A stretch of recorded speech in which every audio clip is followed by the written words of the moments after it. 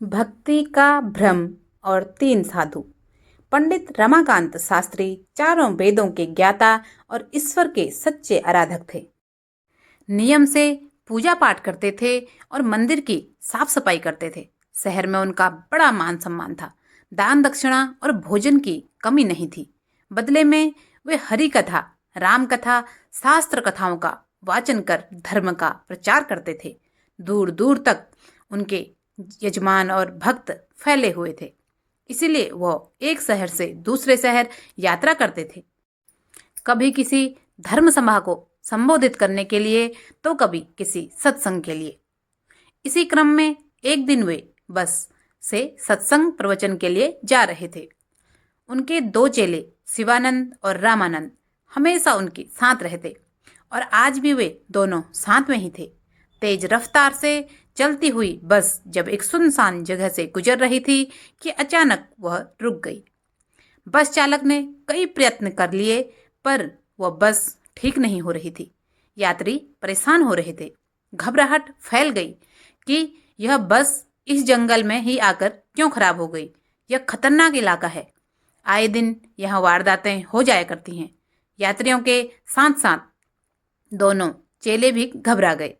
किंतु पंडित रमाकांत शास्त्री जी सभी यात्रियों को समझाते हुए बोले, बस रुक गई है तो आप सब परेशान क्यों हो। चलना रुकना सब ईश्वर के हाथों में है। उसी की इच्छा से यह बस यहाँ रुकी है। यह शरीर भी तो उसी का दिया हुआ है। जब तक सांसें चल रही हैं तब तक जीवन चल रहा है। जहाँ सांसें रुकी वहीं सब कुछ थम जाता है। चालक साहब, आप बस को ठीक करने का प्रयत्न करिए, तब तक हम लोग इस जगह पर सैर कर लेते हैं। उनके एक शिष्य ने कहा, महाराज समय बहुत अधिक हो चुका है, आपको भूख भी लगी होगी। इस जगह पर तो भोजन का कोई प्रबंध नहीं दिखता। चिंता मत करो वत्स, इसमें भी उस ईश्वर की ही कोई इच्छा है। उसकी मर्जी के बगैर अन्न का एक दाना भी हमारे मुंह में नहीं जा सकता। यदि उसकी इच्छा हुई तो भोजन मिलेगा। पंडित जी महाराज के मुंह से एक वचन सुनकर यात्री उनसे बेहद प्रभावित हुए और एक सज्जन यात्री बोल उठे, आप धन्य हैं महाराज, आप महान हैं। हम जैसे दुनियादारी में फंसे हुए लोग बेकार की चिंताओं में घिरे रहते हैं। आप जैसे महात्मा ही हमारा उद्धार कर सकते हैं। एक अन्य यात्री ने कहा, महाराज बस में बहुत गर्मी है, आप चाहें तो किसी पेड़ के नीचे विश्राम कर सकते हैं। जैसी ईश्वर की इच्छा, वैसे हम विश्राम की जगह भ्रमण करना ज़्यादा पसंद करेंगे। पंडित जी महाराज और उनके चेले बस से उतर गए। पंडित जी के मुंह से हर समय ओम नमः शिवाय, ओम नमः शिवाय का जाप होता रहता था। वो अभी भी ओम नमः शिवाय, ओम नमः शिवाय का जाप करते हुए बस से उतरकर टहलने लगे। दोनों शिष्यों को भूख लगी थी, पर गुरुजी जैसे तपस्वी के सामने कुछ कह पाने की हिम्मत नहीं हो रही थी। उधर पंडित जी उस रमणीक स्थान पर शांत और साफ नदी के हरे भरे जंगल और नदी पार उस दूर पहाड़ों को देखकर मोहित हुए। अपने चेलों से बोले, देखो शिवानंद, देखो रामानंद, कितना सुंदर मनोरम दृश्य है। आहा, आनंद आ गया। यह प्रकृति भी हमारे ही जीवन का प्रतिरूप है। जिस प्रकार छोटी छोटी नदियां अपना अस्तित्व मिटाकर समुद्र में विलीन हो जाती हैं, उसी प्रकार हमारा भौतिक शरीर भी अपना अस्तित्व मिटाकर ईश्वर में विलीन हो जाता है।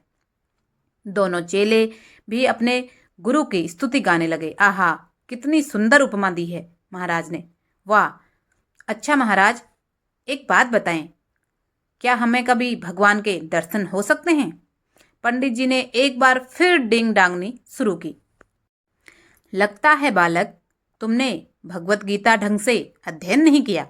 भगवान कृष्ण ने अर्जुन को जो अपना विराट रूप दिखाया था, उसमें हजारों सूर्यों के समान प्रकाश था। मैं उसी रूप को हमेशा देखता रहता हूँ और मुझे तो क्षण प्रतिक्षण भगवान के दर्शन होते ही रहते हैं। मुझे मेरे गुरु ने ईश्वर भक्ति का यही मार्ग सुझाया था और मैं अक्षरशः अपने गुरु का पालन करता हूँ। धन्य है मेरे गुरु, जिन्होंने मेरा जीवन सफल कर दिया। अभी यह बातें हो ही रही थी कि वहां से कुछ ग्रामीण लोग गुजरे। पंडित जी महाराज ने उनसे पूछा, वहां नदी के उस पार कोई रहता है क्या। एक ग्रामीण ने उत्तर दिया, नहीं महाराज, वहां कोई नहीं रहता है। जंगली जानवरों का भय हमेशा बना रहता है, इसलिए कोई वहाँ बसावट नहीं हो पाई। हमें आश्चर्य होता है कि इतनी सुंदर जगह पर कोई रहता क्यों नहीं। दूसरे व्यक्ति ने कहा, बस वहाँ 3 साधु रहते हैं। 3 साधु? क्या करते हैं वे तीनों साधु? बस कुछ नहीं महाराज, भगवान का भजन करते रहते हैं, तपस्या करते रहते हैं और कभी किसी से मिलते नहीं। क्या आप लोगों में से किसी ने उन्हें देखा है? एक ने कहा, जी महाराज, अपने लड़कपन में मैं एक बार खेलते खेलते नदी के उस पार चला गया था। जंगली जानवरों की भयंकर आवाज सुनकर घबराकर एक ऊंचे पेड़ पर चढ़कर मैंने उन तीनों साधुओं को देखा। वे किसी से कुछ नहीं कहते हैं, आपस में कोई बात नहीं करते हैं, बस हमेशा तपस्या करते रहते हैं। हम उन साधुओं से मिलना चाहते हैं। तो एक तीसरा ब्राह्मण बोल उठे, यह जो घटना इन्होंने बताई है यह तो सालों पुरानी है महाराज। पता नहीं अभी तक वे तीनों जिंदा भी होंगे या नहीं, और अगर जिंदा भी हुए तो भी वे अज्ञानी इस योग्य नहीं कि आप जैसा महात्मा उनसे मिले और उनके पास जाए।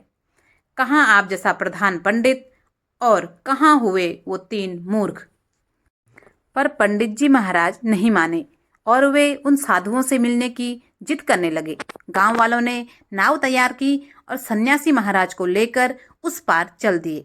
जंगली जानवरों की खौफनाक आवाज के बीच वे लोग जंगल में आगे बढ़ते जा रहे थे। दोनों चेलों की हालत डर के मारे खराब हुई पड़ी थी, पर गुरुदेव निडर होकर परमात्मा का नाम जपते आगे बढ़े जा रहे थे और बढ़ते बढ़ते वे उस स्थान पर पहुंच ही गए जहां वे तीनों साधु तपस्या कर रहे थे। तीनों साधु अपनी झोपड़ी से बाहर निकले। पंडित जी महाराज ने देखा कि सूख कर कांटा हो चुके एक वस्त्र में लिपटे बेजान से तीनों बूढ़े बाहर आए और उन्होंने बिना कुछ कहे पंडित जी महाराज को प्रणाम किया। महाराज ने भी अपने हाथ उठाकर उन्हें आशीर्वाद दिया, कल्याण हो।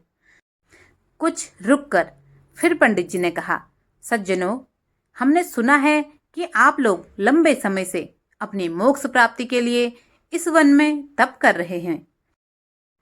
तीनों कुछ समझ नहीं पाए और एक दूसरे का मुंह देखने लगे। उन्हें मूढ़ अज्ञानी समझकर पंडित जी ने आगे कहा, सज्जनों, ईश्वर की असीम कृपा से यह दायित्व मुझे सौंपा गया है कि मैं उन लोगों का मार्गदर्शन करूं जो ईश्वर को पाना चाहते हैं। वे तीनों अभी भी खामोश रहे।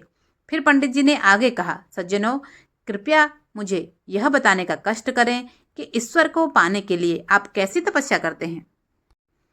कुछ देर फिर शांत रहकर उनमें से एक बुजुर्ग साधु बोले, हे महात्मा, कृपया हमें बताएं कि हम प्रभु को पाने के लिए क्या कर सकते हैं। हम अज्ञानी हैं। हम ईश्वर से सिर्फ इतना ही कहते हैं, हे प्रभु हम पर दया करो, हे प्रभु हम पर दया करो। बाकी दोनों साथियों ने भी कहना शुरू कर दिया, हे प्रभु हम पर दया करो, हे प्रभु हम पर दया करो। यह सुनकर दोनों शिष्यों समेत पंडित जी समेत सभी लोगों को हंसी आ गई। तब पंडित जी ने गर्व से कहा, अरे नहीं सज्जनों, इस प्रकार तो आप कभी भी ईश्वर को प्राप्त नहीं कर पाओगे।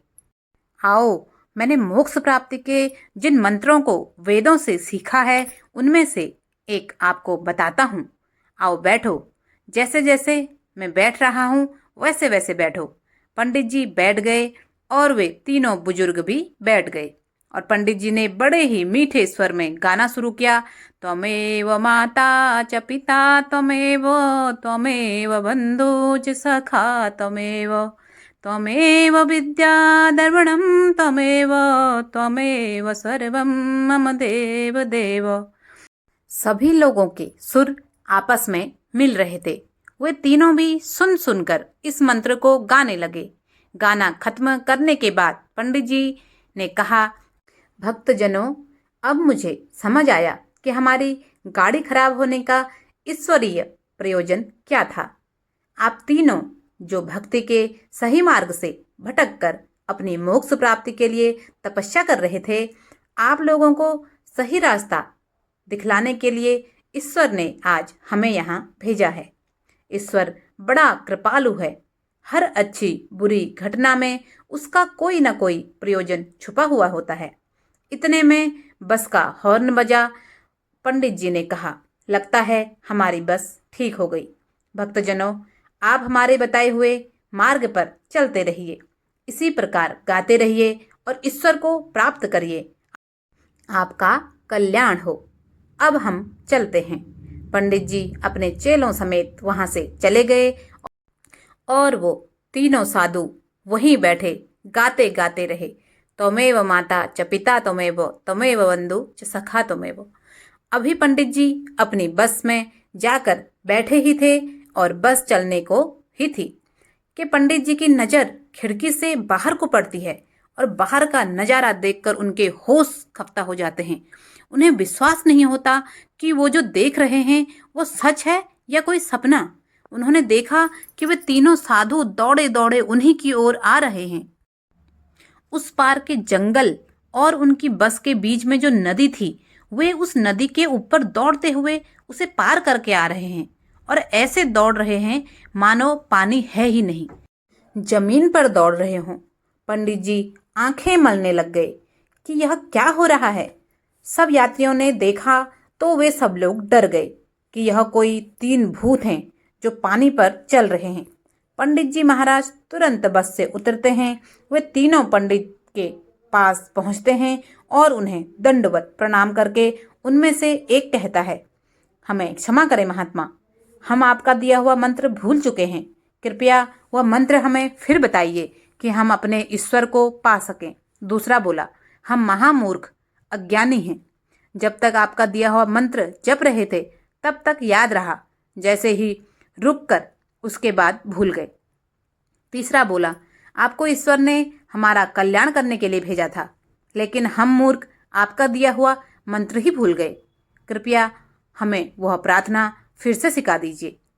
पंडित जी की आंखें खुल गई और अब उन्हें समझ में आया कि इस बस के खराब होने का ईश्वरीय प्रयोजन दरअसल क्या था।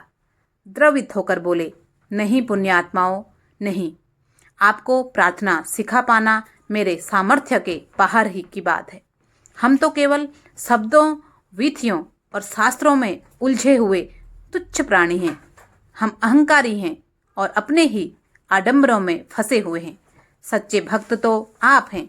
आपको आपकी प्रार्थनाओं ने ईश्वर तक पहुंचा दिया है। हे महात्माओं, हे पुण्यात्माओं, अपनी प्रार्थना में ईश्वर से हमारे लिए भी प्रार्थना करिए कि हमें सद्बुद्धि दें और भक्ति का सच्चा मार्ग हमें भी दिखाएं। मैं आप तीनों को प्रणाम करता हूँ। सभी ने एक दूसरे को झुककर प्रणाम किया। हे दयालु हम पर दया करो, हे दयालु हम पर दया करो, हे दयालु हम पर दया करो। ऐसा कहते कहते हुए वो तीनों वहां से चले गए और पंडित रमाकांत शास्त्री जी अपनी बस में बैठकर अपने सत्संग की ओर चल दिए। कहानी अगर पसंद आए तो प्लीज़ एक लाइक ज़रूर करें। चैनल पर नए हैं तो सब्सक्राइब करें और कमेंट बॉक्स में ज़रूर बताएं कि आपको कहानी कैसी लगी। धन्यवाद। जय जय श्री राम।